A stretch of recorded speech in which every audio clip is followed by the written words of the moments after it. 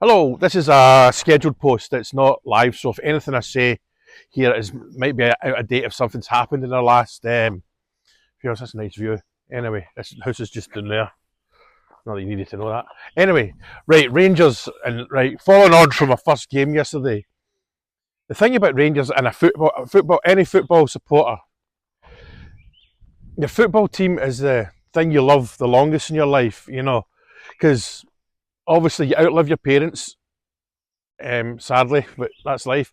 You love Rangers before you meet your partner, your wife, before your kids are born. So, and it's something, and it's unconditional to an extent. Although the divorce papers are out a lot, will be getting written a lot of the times, especially with Rangers at times. But it's just amazing what your football club does to you. It gives you the highest of the highs and the lowest of the lows. Thankfully, being a Rangers fan, even though this last 10 years or so, certainly for people my age, we've had much bigger highs. See, what I'm looking forward to most when this new period starts, and it has started, is the young team, the sort of Union Bears age and younger.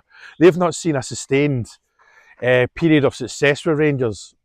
They don't know what it's like to basically start the season, know you're going to win it. And like back in the day when 9-0s happened, we always knew that there'd be a downturn.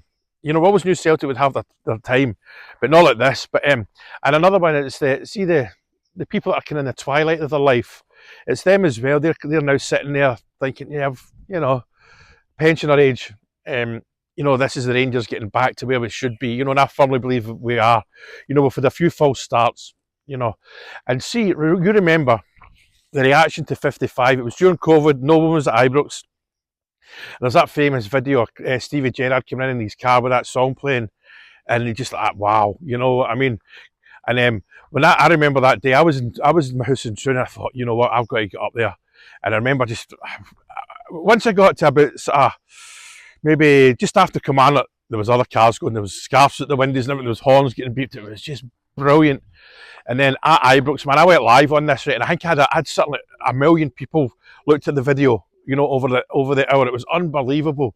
I couldn't keep up with the comments. It was the first time I'd done a proper live. The atmosphere outside Ibrox was just unreal. So can you imagine if when we win the league, what it's going to be like inside Ibrox and outside? Because I think there's a trend there now.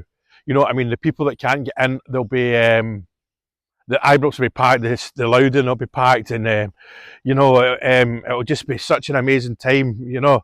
I can't wait for it. Just to see. Like I say, I've been spoiled. All us 9 in the rows have been spoiled. Like we had a great time, but and I just can't wait to see the young team's faces and our elder fans. Here's something else we need to remember, and I hate this is a bit negative. There's something that I really hate is, well, I'm a season ticket holder. That doesn't matter. Your opinion doesn't hold any more. I've got a flip on. I'm just doing this. Come off and I'm just doing this. Bloody stone. Anyway, but if you're a season ticket holder, it doesn't make you any more a Rangers supporter. Yes, your financial output may be more, but it's unfair. There is an I know what you mean by it, but it's unfair because let's be honest, the actual vast majority of Rangers fans can't get to Ibrox, whether they live abroad or they just can't afford it or they live far away, because the people that do travel to Ibrox, I've got the utmost respect for the people from Northern Ireland, people from Plymouth True Blues are up every weekend, man. That's some trek. And I think there's people, you see people flying over from Canada, they'll come over, they'll be in the country 24 hours and back, things like that are amazing, but it's like without being too negative, you've got to remember the vast majority of Rangers fans don't get to Rangers games to Ibrox, and all of them would cut a limb off to be there. You know what I mean? It's I didn't think I was going down this direction, but I have. But because like, you look on a Saturday or whenever Rangers are playing, there's supporters clubs all over the world, all run by expats or people that have got a legacy from a father that supported Rangers, and you've got people like Hernan and Buenos Aires. That's just unbelievable. He's been over twice, and I was really lucky to meet him as well. It's just it's an interesting period.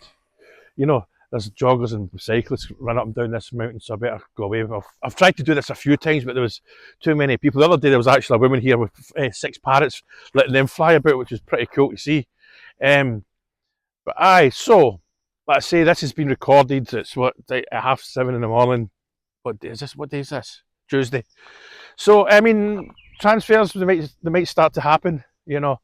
So let's see what happens. Obviously, as I've said, if there's a transfer happened, this is recorded, so it's not that I've missed it, and hopefully I will have been on and done text if I can actually see, because let's say I'm going for a few beers a day. And aye, so it's a good time for us Rangers fans, a really good time. You know, we can feel it.